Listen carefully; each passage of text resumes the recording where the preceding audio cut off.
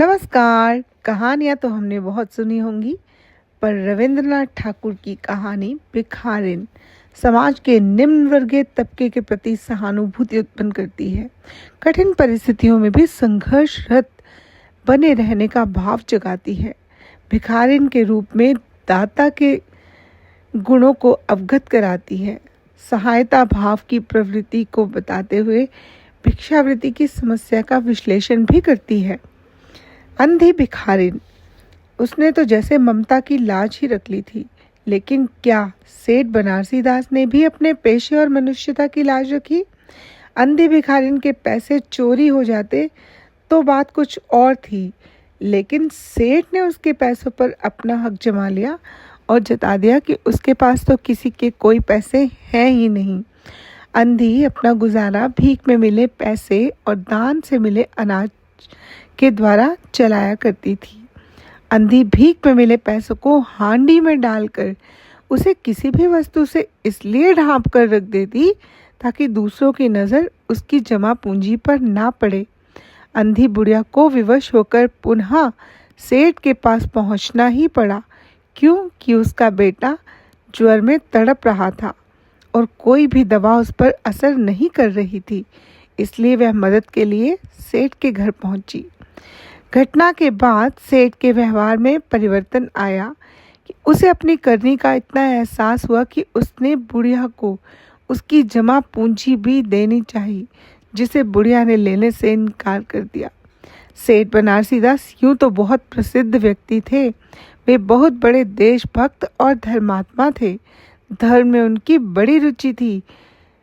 भीख में लाए पैसे अंधी क्यों गाड़ कर रख देती थी, यह भी सोचने की बात है कि किसी दूसरे व्यक्ति की दृष्टि उसके पैसों पर ना पड़े। अंधी भिखारिन ने जिस बच्चे को इतने साल तक पाल पोस कर बड़ा किया था, वह दरअसल सेठ का खोया हुआ बेटा था। बीमार बेटे के लिए वह सेठ से मदद मांगने गई थी, पर सेठ ने अपने खोए हुए बेटे को पहचान लिया और वह उसे उस भिखारिन से छीनना चाहता था। बेटे की हालत बिगड़ने लगी, पर अंत में सेठ को अंधी भिखारिन से सहायता मांगने जाना ही पड़ा। भिखारिन ने मदद से मना नहीं किया। इस प्रकार अंधी भिखारिन होते हुए भी सेठ से अधिक महान साबित हुई। वह भिखारिन होते हुए भी दाता बन गई। अंधी ने सेठ जी के घर रहकर बीमार बेटे की खूब सेवा की। जो काम हकीमों के नुस्खे, वैद्यों की पुड़िया और डॉक्टरों के मिक्सचर ना कर पाए, वह अंधी की स्नेहमयी सेवा ने पूरा कर दिया। मोहन के पूरी तरह स्वस्थ हो जाने पर जब अंधी ने सेठ से विदा मांगी, तो सेठ ने अपने पापों का प्रायश्चित करते हुए बुढ़िया के पैसे लौटाने चाहे, लेकिन बुढ़िया ने पैसे लेने से इनकार कर दिया और कहा कि सेठ, ये तो मैंने तेरे बेटे मोहन के लिए संग्रह किए थे। जब मोहन ही मेरा नहीं रहा तो ये पैसे भी उसी के हैं, उसके पास ही रहने दो। इस प्रकार सेठ याचक और बुढ़िया दाता सिद्ध हुई।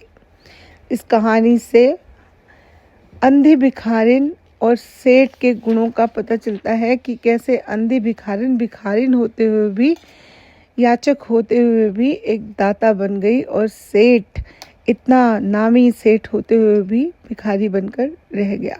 धन्यवाद।